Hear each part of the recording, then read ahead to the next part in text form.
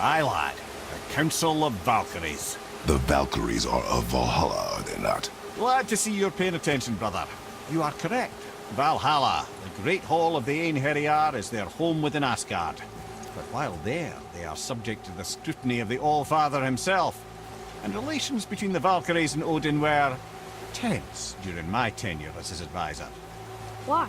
Well, that's an even longer story, lad. For now, why don't we look around for some clues?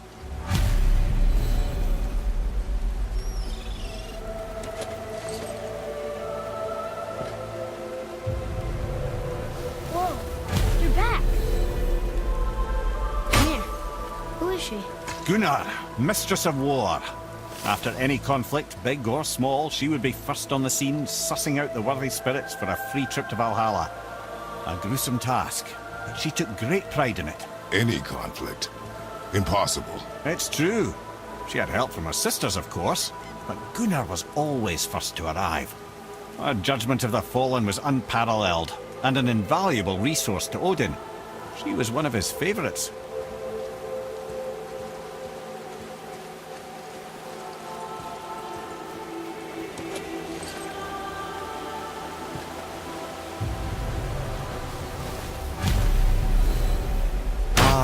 Gondul. Beautiful Gondul. And? Huh? That's it? Beautiful Gondul? No story or anything? Oh, sorry, lad. The sight of Gondul always took my breath away. Gondul had a silver tongue, a sharp wit, and struck a figure so stunning it literally drove men insane.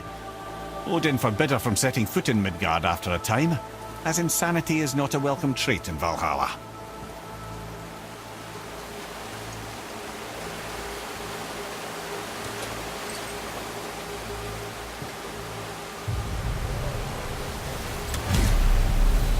This is none other than Geirdriful, the Master of Arms in Valhalla, responsible for arming and training Odin's Einherjar. His what? His army come Ragnarok. The entire reason Valhalla exists, you see. The Einherjar wait in the Great Hall endlessly, feasting, drinking and fornicating themselves silly. Once Ragnarok begins, Odin calls them into service to fight on his behalf. Geirdriful had her hands full training that lot.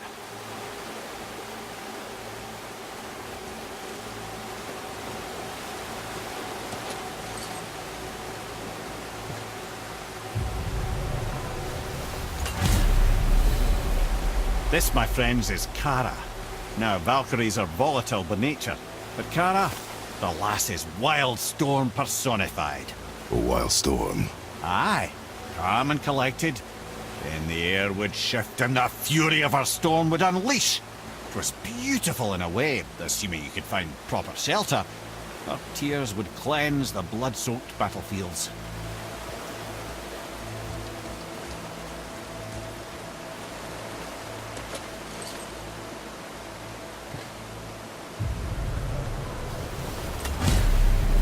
This is Rota, a chooser of the slain. I thought all the Valkyrie did that. Not exactly, lad.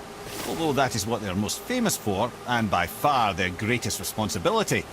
You've seen what happens to the dead without the judgment of the Valkyries. Hellwalkers. That's right. Rota, Gunnar, Skuld. Without them to clean up the aftermath of battle, hell overflows with souls meant for Valhalla. A sorry state of affairs. Rota must be beside herself.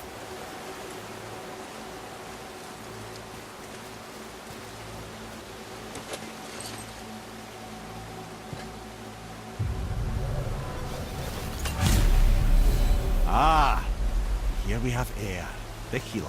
A Valkyrie healer? Strange.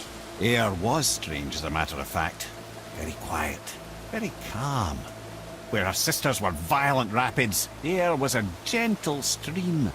She healed the wounds of both mortals and gods, and even a certain all-knowing sage who once drank too much and fell off a mountain. Not my proudest moment.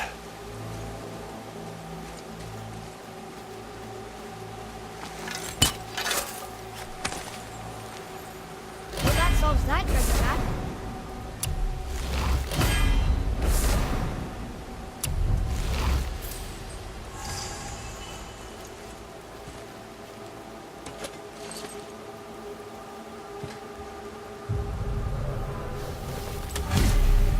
Well, well. Hilda, mistress of battle. She and Odin got on quite well, actually. Her and the other Valkyries, not so much. She would spend most of her time here in Midgard observing discord between the living, and sewing some up herself from time to time. She lived for conflict. Some say she was conflict personified. I wonder what will become of her now that she's free.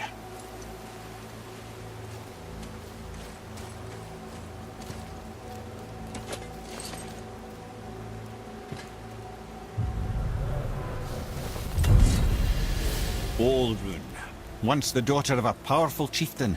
She fell defending him during a Reaver attack. Olrun was escorted to Valhalla, where she chose to devote her afterlife to the pursuit of knowledge above all else. Quite unusual behaviour amongst the constant drinking and feasting of her fellow Valhallian denizens. How'd she end up a Valkyrie? Odin. He saw a kindred spirit in Olrun's single-minded pursuit of knowledge. He appointed her as the Valkyrie's resident historian.